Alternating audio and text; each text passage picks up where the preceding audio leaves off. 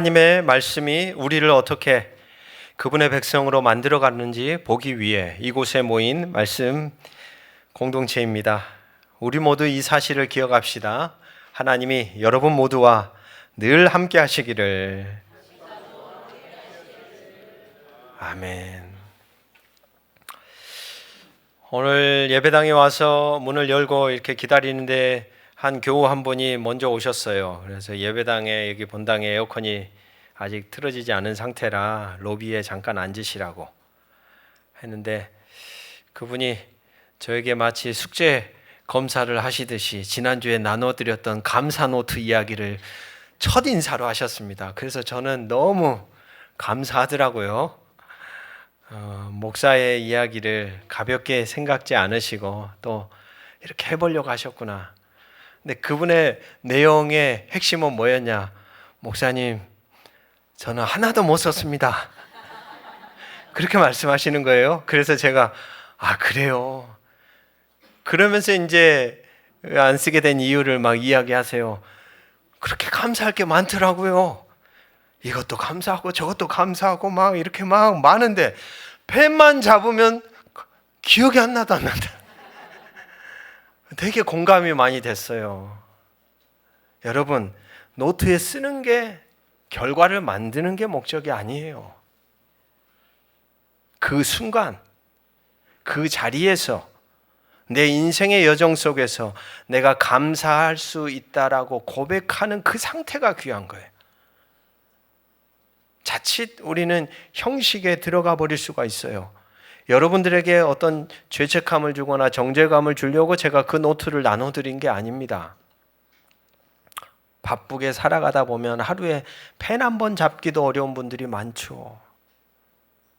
그러나 생각하자는 거예요. 멈춰 세우고, 그럼에도 나를 살게 하는 감사가 뭘까?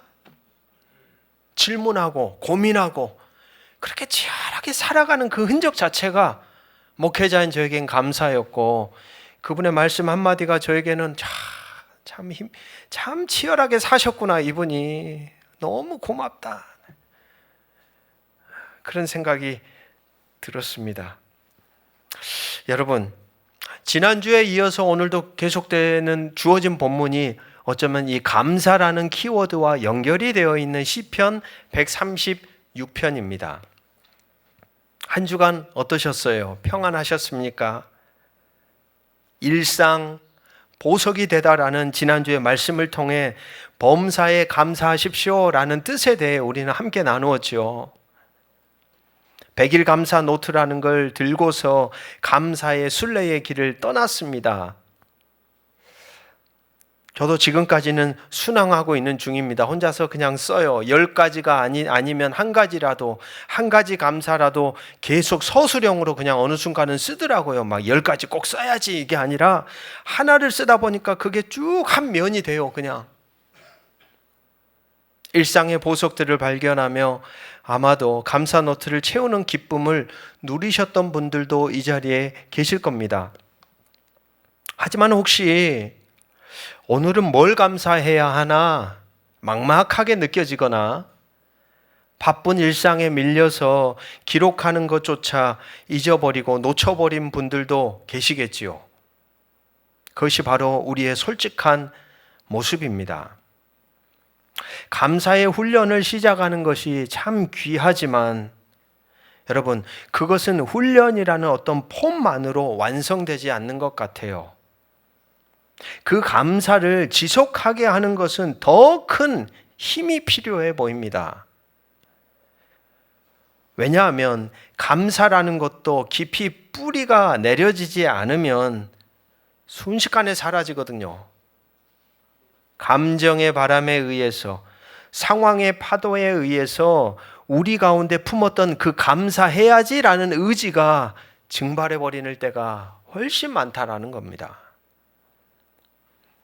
소설 로빈슨 크루소를 보면 거기에 무인도의 절망 속에서도 놀랍게도 이 사람은 감사 일기를 쓰고 있습니다. 그런데 그의 감사의 내용을 가만히 따라 읽어가 보면 막연한 감사가 아니었습니다. 앞에 문장에는 자기의 불행한 현실에 대해 써요. 섬에 고립된 것은 불행하다. 하지만 동료들이 다 죽은 것에 비해 나 혼자 살아남은 것은 감사하다. 나에게 옷이 없는 것은 불행하다. 하지만 내가 살고 있는 이 지역이 따뜻한 기후 지역이어서 감사하다. 맹수에게 노출되어서 불안하다. 그러나 내가 살고 있는 이 섬에는 맹수가 없어서 감사하다. 이런 감사의 기도를 쭉 써내려가더라고요. 여러분, 그 한 사람이 그 무인도 섬에서 살 수 있게 하는 힘이 무엇이었을까요? 바로 구체적인 이유를 찾는 감사가 놀랍게도 그를 절망 속에서 버티게 했던 힘이었구나라고 생각하게 됩니다. 그래서 오늘 저는 여러분과 함께 시편 136편의 말씀을 통하여서 감사의 뿌리를 더 깊이 내리기 위해 함께 말씀을 나누어 보려고 합니다. 지난주 우리가 일상의 보석을 발견하려고 애쓰고 노력했다면 오늘 시편 136편은 그 감사의 보석들의 근원이 어디에 있는지를 깨닫게 하는 말씀입니다. 이 시편은 우리에게 감사의 문법, 즉 우리의 감사가 결코 마르지 않게 하는 영원한 왜냐하면이라는 걸 가르쳐 주거든요. 왜냐하면. 오늘 말씀을 통해 우리의 감사가 흔들리지 않는 반석 위에 세워지는 은혜가 있기를 주의 이름으로 축복합니다. 첫 번째 이유입니다.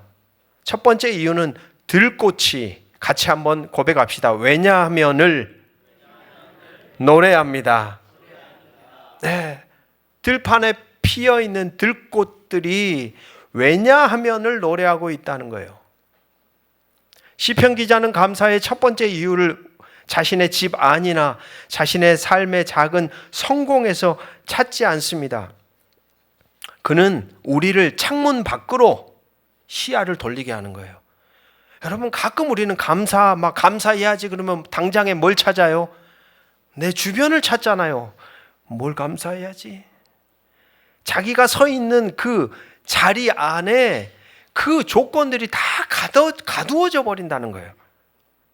오늘 시인은 어떤 상태냐면요, 바벨론 포로기를 갔다가 하나님이 고레스 칙령을 통해 자기의 고국 땅으로 돌아왔어요. 돌아왔는데 이 땅이 어떻습니까? 폐허더미예요. 성전도 없어요. 뭔가 하나님이 믿음으로 오게 하셔서 딱 왔으면 뭔가 보란듯이 뭔가 아름다운 그림이 있을 줄 알았는데 너무 절망적인 거예요. 감사할 게 하나도 없는 거예요. 근데 오늘 시편을 보십시오. 무려 26~7절에 걸쳐서 계속해서 뒤에 후렴구가 뭐라고 고백하고 있습니까? 같이 한번 우리 선포해 봅시다. 그 인자하심이 영원함이로다. 한 번 더 고백합시다. 이에게 감사하라. 그 인자하심이 영원함이로다. 지금 시인은 감사할 수가 없어요. 그런데 27번에 걸쳐서 계속 이걸 반복한다는 건 뭘 말할까요? 내 상황이 너무 절망적이에요. 내가 어디도 지푸라기도 잡을 게 없는 거예요. 근데 거기에서 그대로만 있으면 내가 죽을 것 같으니까 계속해서 입술을 열어서 자신의 태초로 돌아가서 자신의 인류, 자기 민족의 역사의 발걸음을 다시 거슬러 올라가서 거기 그 현장으로부터 입술 열어 고백하는 거예요. 그에게 감사하라. 그 인자하심이 영원함이로다. 그에게 감사하라. 그 인자하심이 영원함이로다. 뭘 말하고 있습니까? 하나님의 인자함은 단 한 번도 변치 않았다는 거예요. 여러분, 우리의 환경과 상황이 때로는 감사의 요소를 다 앗아갈 수 있어요. 누가 봐도 절망적이에요. 소망이 없어요. 누가 봐도 이제 더 끝났어요. 그런데 그 자리에도 뭐가 연결되어 있어요? 그 인자하심이, 같이 한번 선포합시다. 영원함이로다.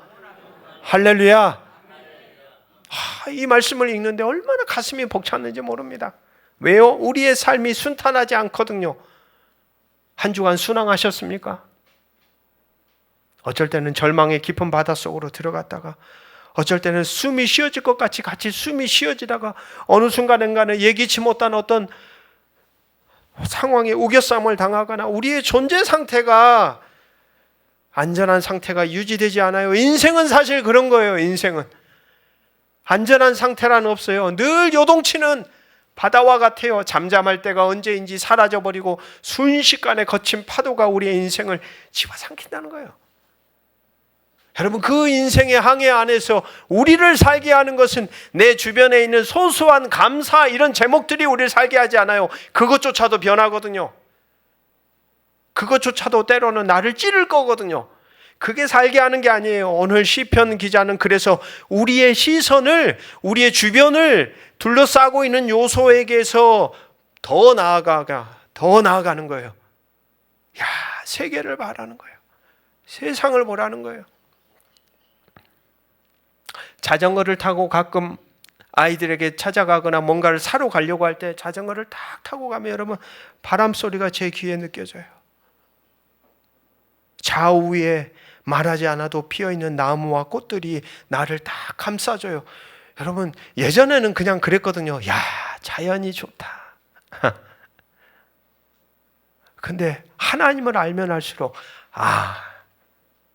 이들이 하나님의 품을 나에게 느끼게 하는 거구나.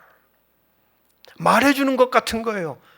나 변함없어. 나의 인자는 변함없어. 내 사랑은 변함이 없어. 너 괜찮아?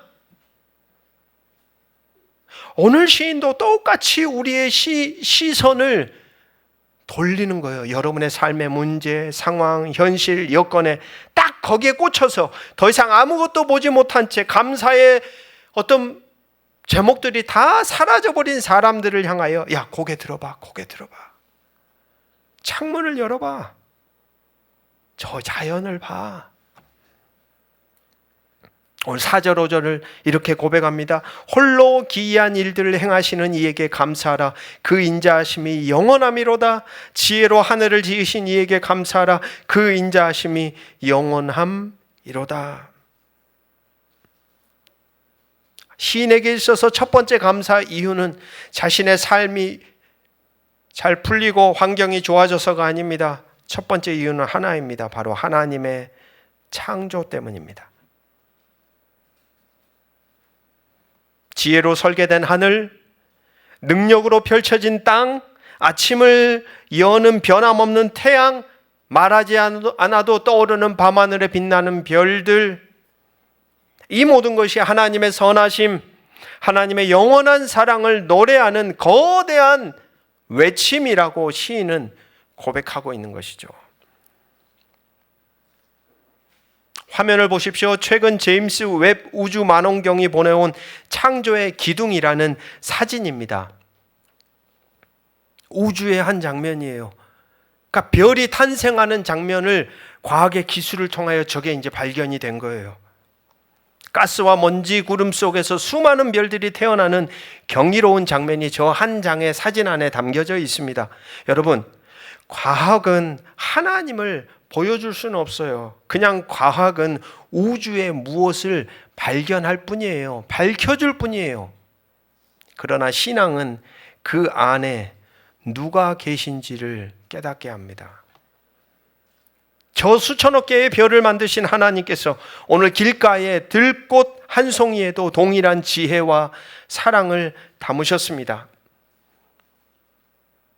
우리의 감사 노트에 적혀 있는 커피 한 잔의 향기에 대한 감사, 지나가는 한 아이의 미소를 통한 감사, 이런 일상의 보석들은 다 어디에서 왔을까요? 바로 하나님의 위대한 창조의 사랑에서 흘러온 하나의 작은 물방울들입니다.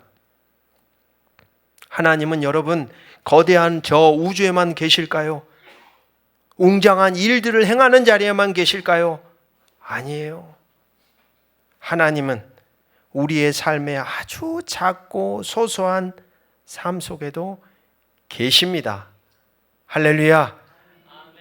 내 삶의 일상, 작고 소소한 삶의 자리에도 그분의 사랑은 그분의 인자는 변함없이 흘러요. 저 우주에도 충만한 그분의 존재는 오늘 우리의 인생에 각각의 인생 속에도 흐르고 있다는 거예요.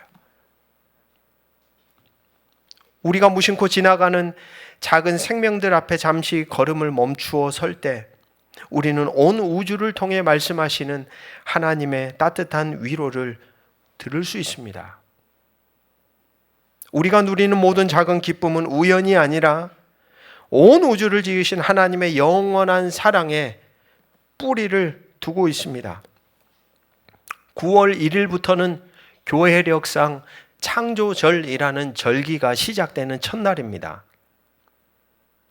바로 그 기간에는 이름 모를 들풀 한 포기의 정교함 속에서 계절의 변화가 보여주는 질서 속에서 우리는 하나님의 마르지 않는 사랑, 그분의 인자하심, 헤세드를 보는 것이죠. 저와 여러분에게 그러한 삶의 자리가 마련되기를 주의 이름으로 축복합니다. 여러분, 자연 속으로 가셔야 돼요.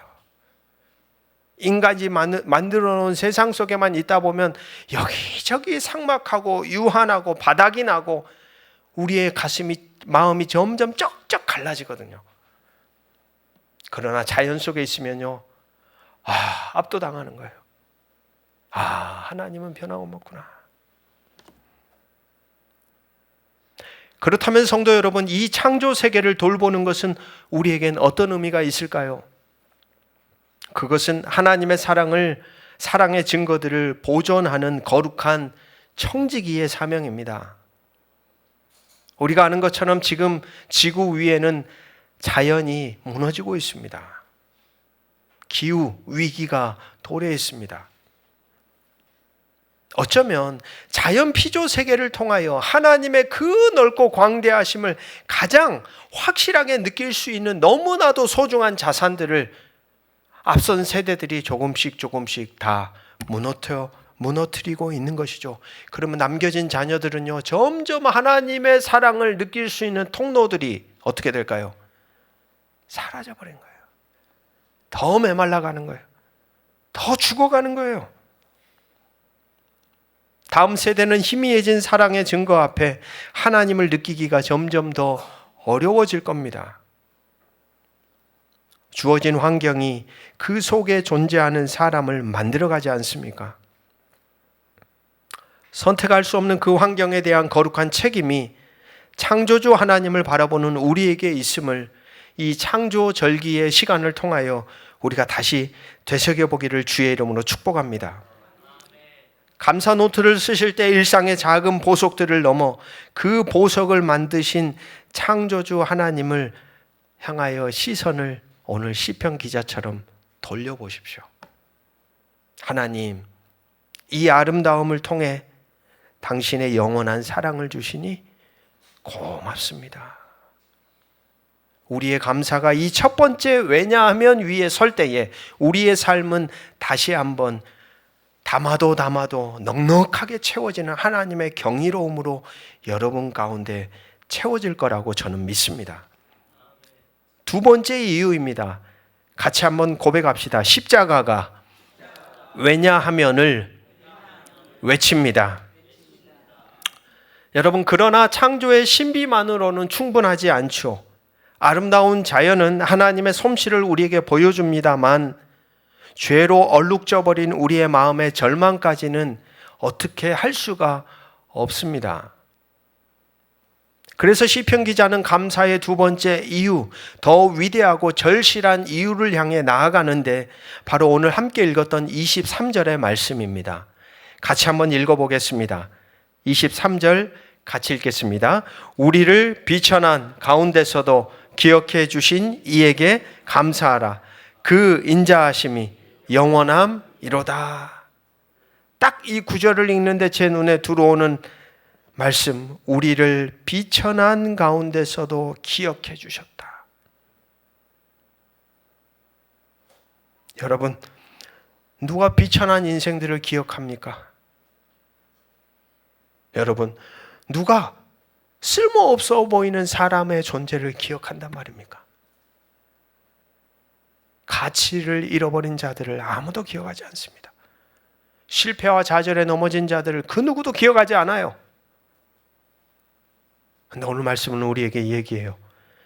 비천한 가운데서도 우리를 기억해 주시는 하나님. 나치 수용소 독방에 갇혔던 코리템 붐 여사는 어느 날 바닥을 기어가는 개미 한 마리를 봅니다. 개미가 물 웅덩이를 만나자 벽의 작은 구멍으로 재빨리 피했습니다. 그 순간 그녀는 하나님의 음성을 이와 같이 들었다고 말합니다. 코리야, 저 개미를 봐라. 위험을 보고 피할 곳으로 달려가지 않느냐? 너의 연약함을 보지 말고 너의 피난처인 나에게로 달려오너라. 여러분, 하나님은요, 가장 깊은 절망의 독방 안에서도 같이 한번 선포합시다. 우리를 찾아오시는 분이십니다. 여러분은 단 한 번도 혼자인 적이 없어요. 한 번도 끊어진 적이 없어요. 환경에 의해 착각하는 거예요. 나는 버려졌구나. 나는 관계가 끊어졌구나. 아니라는 거예요. 반드시 찾아오셔요. 그게 성경이 일관되게 우리에게 말하는 인간을 향한 당신의 메시지입니다. 오늘 시편 기자는 이스라엘 백성이 애굽의 노예로 신음할 때 하나님께서 그들을 잊지 않고 구원해 주셨다고 노래합니다. 그들의 자격 때문이 아닙니다. 이유는 딱 하나입니다. 하나님의 영원하신 사랑 때문에. 그리고 이 위대한 구원의 노래는 2000년 전 갈보리 언덕에서 절정을 이룹니다. 이스라엘보다 더 깊은 죄의 노예가 되어 비참하게 살아가는 인간들을 하나님은 기억하십니다. 어떤 이는 그런 하나님을 향해 상처 입은 기억을 품으시는 하나님이라고 표현합니다. 무슨 말입니까? 하나님이 우리의 배신 때문에 상처를 받아 약해지셨다는 뜻이 아닙니다. 오히려 자식에게 받은 상처를 가슴에 묻고도 여전히 그 자식을 향해 어떻게 해요? 팔을 벌려 달려가는 부모처럼. 우리의 허물과 죄의 기억까지도 우리를 구원하시는 사랑의 동력으로 삼으시는 하나님이시라는 거예요. 바로 상처 입은 기억을 품고 계신 하나님이 그와 같습니다. 사도 바울은 이 감격을 로마서 5장에서 이렇게 증언합니다. 우리 같이 한번 선포해 볼까요? 우리가 아직 연약할 때에, 한 번 더 고백합시다. 우리가 아직 죄인이었을 때에, 같이 한번 고백합시다. 우리가 하나님과 원수 되었을 때에. 여러분, 하나님은 우리가 강해진 후에 이제 요거 되겠다. 이제 좀 되겠네. 그때 우리에게 다가오고 우리에게 접근해서 우리를 만나는 그런 분이 아니에요. 그랬더라면 아마 신앙의 길을 걸어갈 이들이 과연 그 누가 있을까요? 말씀을 전하는 저도. 기억하십시오. 우리가 아직 연약할 때, 우리가 아직 죄인이었을 때, 심지어 우리가 하나님과 아예 등 돌리고 전혀 상관없는 채로 살아갔을 때에, 바로 그때에 하나님께서는 아들을 내어주심으로 우리를 향한 자기의 사랑을 확증하십니다. 이것이 세상의 논리를 뒤엎는 하나님의 사랑입니다. 자격 있는 자에게 세상은 사랑을 주지만 하나님은 자격 없는 자에게 먼저 사랑을 주시죠. 이것이 우리가 고통 속에서도 감사할 수 있는 이유입니다. 그 고통보다 더 큰 구원의 은혜가 바로 인생의 기초가 되기 때문이죠. 이것이 우리의 감사의 두 번째 이유, 가장 위대하고 영원한 왜냐하면입니다. 오늘 이 자리에 함께 하시는 사랑하는 교우 여러분, 숱한 인생의 파도에 삶의 무게에 짓눌려 스스로가 한없이 비천하게 느껴지시는 분이 혹시 이곳에 계신가요? 과거의 실패와 상처가 여전히 여러분의 발목을 잡고 놓아주지 않아 그 가운데서 허우적거리는 분들이 계십니까? 오늘 말씀을 통해 기억하십시오. 하나님은 바로 그 자리에 당신을 기억합니다. 당신이 가장 연약할 때 십자가는 가장 강력하게 당신을 향한 하나님의 사랑을 외칩니다. 우리를 살게 하는 힘은 늘 한결같은 변치 않는 하나님의 마음, 하나님의 인자, 하나님의 사랑에 있음을 기억하십시오. 말씀을 맺습니다. 오늘 시편 136편은 우리의 감사 노트가 마르지 않게 할 두 개의 거대한 인생의 디딤돌과 같은 샘물 두 개를 우리에게 보여주었습니다. 첫 번째, 온 우주 피조 만물을 통해 보여주는 창조의 변함없는 은혜. 두 번째, 우리가 가장 비천할 때 찾아오시는 십자가의 구원의 은혜입니다. 이 두 개의 기둥 위에 우리의 감사의 뿌리의 기초를 세워갑시다. 시는 이 거대한 감사를 우리의 작은 일상으로 가져옵니다. 25절, 모든 육체에게 먹을 것을 주신 이에게 감사하라. 그 인자하심이 영원함이로다. 화면을 보시면 화가 밀레의 그림 만종이라는 그림입니다. 두 사람이 서 있죠. 고된 하루를 마친 부부가 고개를 숙여 기도합니다. 그들 앞에는 감자 몇 알이 담긴 작은 바구니가 전부입니다. 하지만 그들은 단지 감자 몇 알에 감사하는 것이 아닙니다. 그 감자를 주시기까지 온 우주를 움직이시는 창조주 하나님의 은혜, 고된 인생 속에서도 함께 하시는 구원자 하나님께 감사하고 있는 것이죠. 우리가 매일 마주하는 밥상 위에 이 두 가지 은혜가 모두 역시 동일하게 담겨져 있습니다. 밥과 반찬은 창조의 선물입니다. 그리고 그 식탁에 둘러앉은 이들은 우리가 원수 되었을 때에 자기 몸을 내어주신 십자가 사랑을 기억하게 합니다. 지난주 시작한 우리의 100일 감사 순례, 이제 새로운 깊이를 더해가게 될 것입니다. 더 이상 무엇을 감사할지 찾아 헤매는 여정이 아니라 내 삶의 모든 순간이 하나님의 영원한 사랑의 증거임을 확인하는 여정이 될 것입니다. 여러분, 돌아가셔서 감사 노트를 펴들고 이렇게 적어보면 어떨까요? 하나님, 오늘 마주한 작은 들꽃 때문에 감사합니다. 왜냐하면 그 안에 온 세상을 지으신 하나님의 영원한 사랑이 담겨 있기 때문에. 하나님, 오늘 저의 연약함에도 다시 기도할 힘을 주셔서 감사합니다.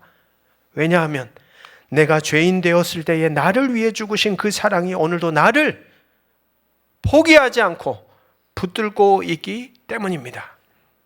우리의 모든 감사가 왜냐하면 그 인자하심이 영원함이로다라는 이 위대한 후렴구로 채워져 갈 때 우리의 100일의 순례는 삶을 바꾸는 기적이 되어갈 거라고 저는 확신합니다. 이번 한 주 여러분의 감사 노트를 무엇을 나열하는 목록을 넘어 왜냐하면 이라는 깊은 신앙의 고백으로 채워 가시기를 주의 이름으로 축복합니다. 찬송가 139장입니다. 149장입니다. 함께 부르며 오늘 우리에게 주신 말씀을 새기며 우리를 위해 십자가의 길을 걸으신 주의 사랑을 묵상하며 찬송가 149장 1절 찬양하겠습니다. 성찬위원들은 앞으로 나와 주시기를 바랍니다.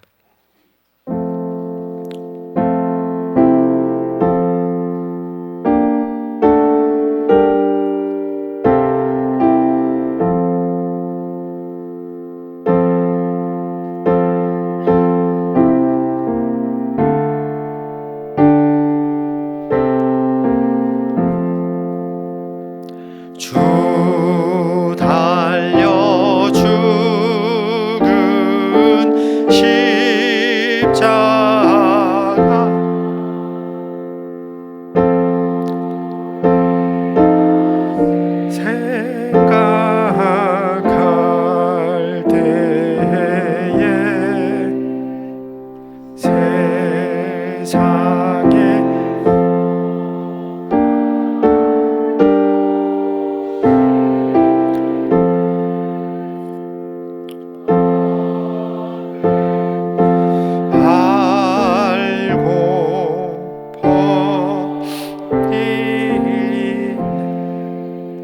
사랑하는 성도 여러분, 우리는 오늘 말씀으로 먼 길을 걸어왔습니다. 이름 없는 들꽃에서 시작하여 저 비천한 자리에 우리를 기어가신 십자가에까지 이르렀습니다. 이제 주께서는 말씀으로 들은 그 사랑의 이야기를 우리의 손으로 만지고 입으로 맛보도록 이 거룩한 고요한 식탁으로 우리를 부르십니다. 이곳은요, 스스로 강하다 믿는 이의 자리가 아닙니다. 이 자리는 나의 연약함을 아는 이들의 자리입니다. 나의 부서짐을 아는 이들의 자리입니다. 아, 여전히 나는 완벽할 수 없구나라는 걸 깨달은 이들을 위한 자리입니다. 그러니 주의 인자하심이 없이는 단 한 걸음도 내딜 수 없음을 고백하는 모든 이들을 주님은 이 자리에 초대합니다. 이 시간 잠시 눈을 감고 침묵 속에 이렇게 고백해 봅시다. 주님의 인자하심 없이는 단 한 걸음도 내디딜 수 없습니다. 주 예수 그리스도시여, 나를 긍휼히 여기소서. 우리 잠시 침묵으로 기도합니다.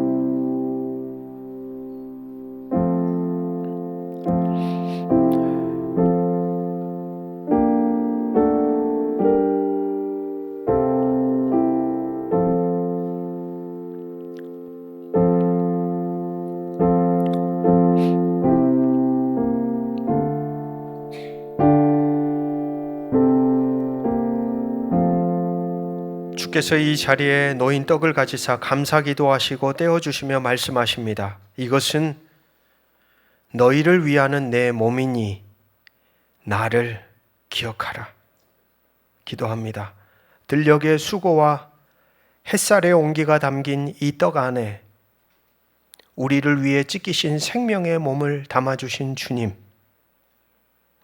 오늘 우리가 이 떡을 받을 때에 우리의 메말라 버린 영혼에, 지쳐버린 우리의 인생 위에 삶의 절망으로 우겨쌈을 당해 소망을 잃어버린 모든 사람들 위해 주의 살로 채워지는 신비를 우리 모두가 경험하게 하옵소서. 주 예수 그리스도의 이름으로 기도합니다.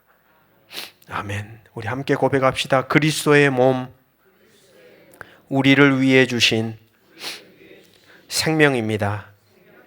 이 시간 예수 그리스도를 나의 구주, 나의 왕으로 고백하시는 분들은 자리에서 일어나셔서 함께 떡을 나누겠습니다.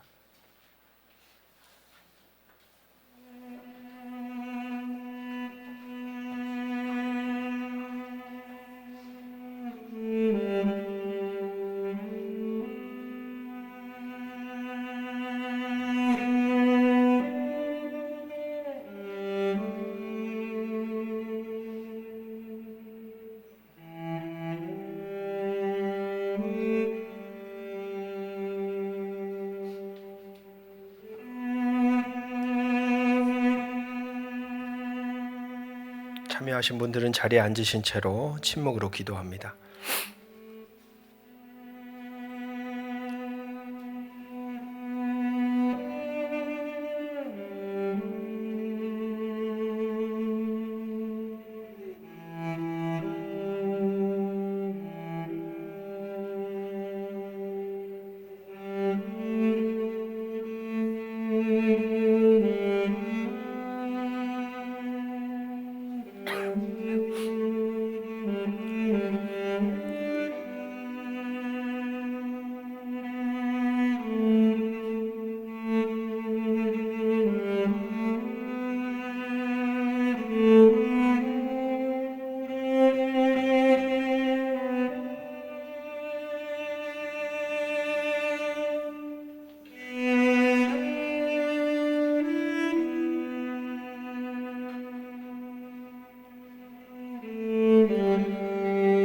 주께서 또한 이 자리에 놓인 잔을 가지시고 말씀하십니다. 이 잔은 내 피로 세운 새 언약이니 마실 때마다 나를 기억하라. 기도합니다. 포도 열매의 아픔과 기다림이 담긴 이 잔 안에 우리의 모든 어둠을 품으신 보혈을 담아주신 주님, 오늘 우리가 이 잔을 마실 때에 우리의 모든 죄와 상처가 주의 피로 덮이는 용서와 자유와 회복의 기쁨을 우리 모두가 누리게 하옵소서. 주 예수 그리스도의 이름으로 기도합니다. 아멘. 우리 함께 고백합시다. 그리스도의 피, 우리와 맺은 새 언약입니다. 함께 잔을 나누겠습니다.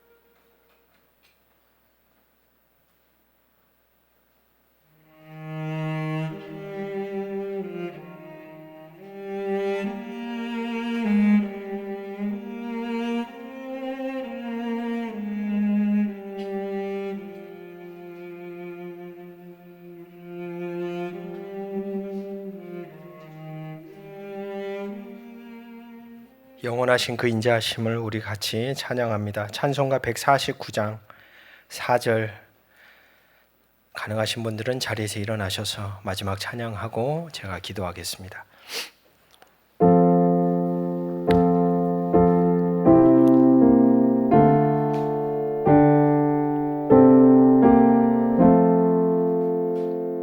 온 세상 만물 가져도 주의 못 다가겠네.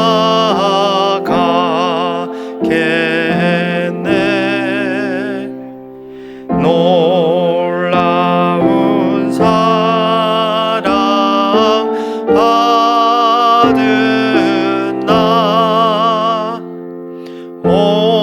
몸으로 제물 삼겠네. 아멘.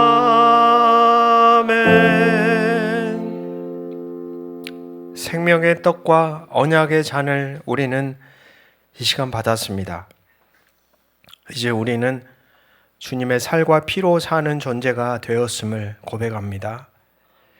이 작은 떡과 잔에 담긴 영원한 변함없는 당신의 사랑의 힘으로 세상으로 나아가 들꽃 한 송이에서 주의 손길을 발견케 하시고 상처 입은 이웃에게 십자가의 사랑을 전하는 삶을 또한 능히 살아내게 하여 주시옵소서.